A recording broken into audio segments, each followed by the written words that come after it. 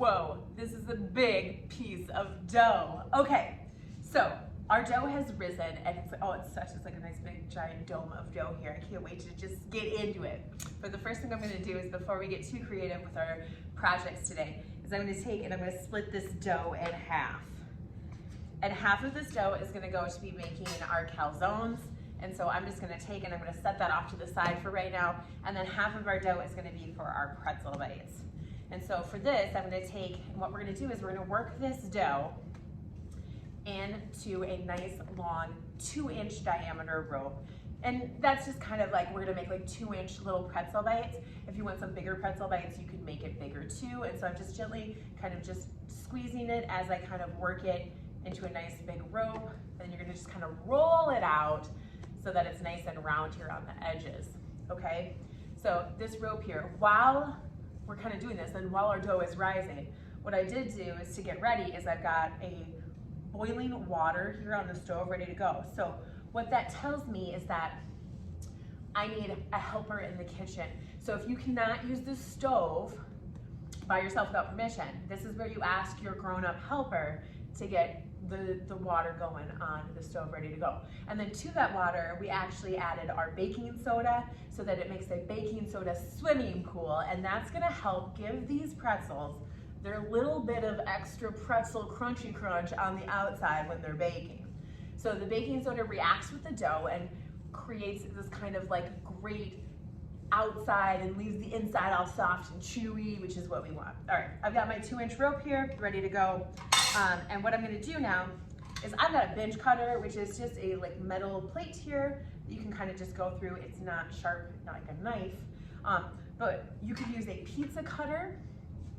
So, and I know I've got one of those handy always in my drawer of fun tools here at the Waco Cooking School. And what I'm gonna do is, if it's a pizza cutters are sharp, so you do wanna be careful.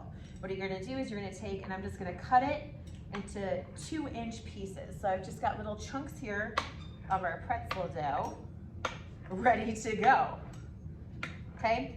So we're gonna go and we're gonna do that to all of our pretzels. And then what we're gonna do next is, we're gonna take, and I just kind of like scrunch them up a little bit so that they're a little bit more round. And we're gonna take, and we are going to drop them into this boiling water, and we're gonna let them go for about 1 to 2 minutes until they kind of plump up. Just about double in size. So it takes about 1 to 2 minutes to make that happen.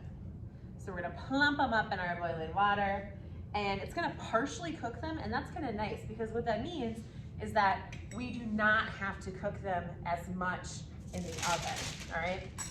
Then I've got a baking sheet ready to go. There's our other part of our dough right over here. And I'm gonna take it, I'm gonna line this baking sheet with a little bit of parchment paper here, and I'm just gonna gently oil this so that the pretzel bites do not stick when they go into the oven. Okay, and always having towels handy, good to go, in case you get your fingers a little messy. The other thing that pretzel bites are gonna get is, we're gonna take and we're gonna grab a tongs here so I can safely remove them. I'm gonna show you.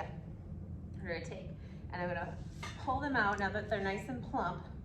And even at 2 inches, they plump. And so you're gonna get some really nice size, big pretzel bites here. So what I would recommend is, if you want a finished, smaller bite, is to actually cut them smaller than 2 inches. Because now that they're plumped here, I'm gonna show you, they're big. These are big pretzel bites. Now I like a big pretzel bite, so like I'm not worried about that at all. Pretzels are good, we can do them really, really big. Okay, the other thing that I wanted to show you that we needed to do to these is, we're gonna give them what's called an egg wash. And so anytime that you're adding an egg wash, you're adding extra protein to the outside of your dough. And what that's gonna do is, it's gonna take and it's gonna caramelize and cook while you're in the oven.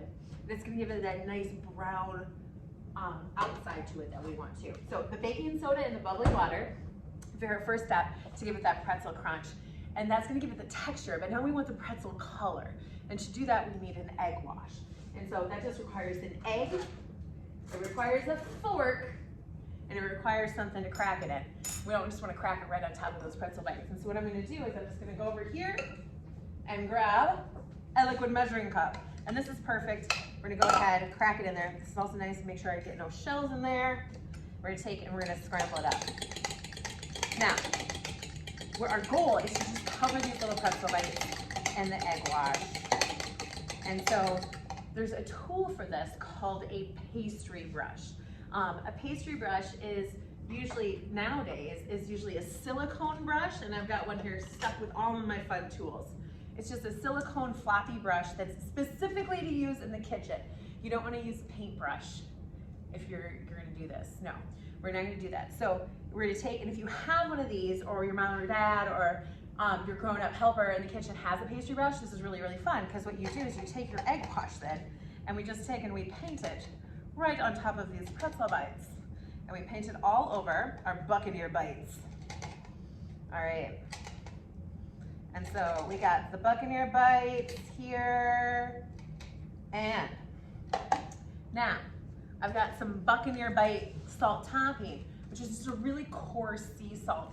And if you have some other seasoning salt, you can put that on there. The other thing I like to do is I like to take like half of these and put cinnamon and sugar on them, and then they become sweet cinnamon sugar bites.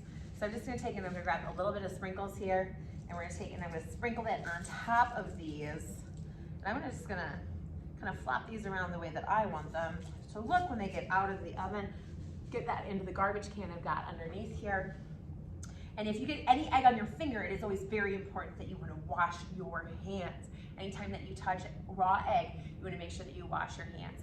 So what I'm gonna do now is we're gonna bake these, and we bake them until they're nice and golden brown in our oven.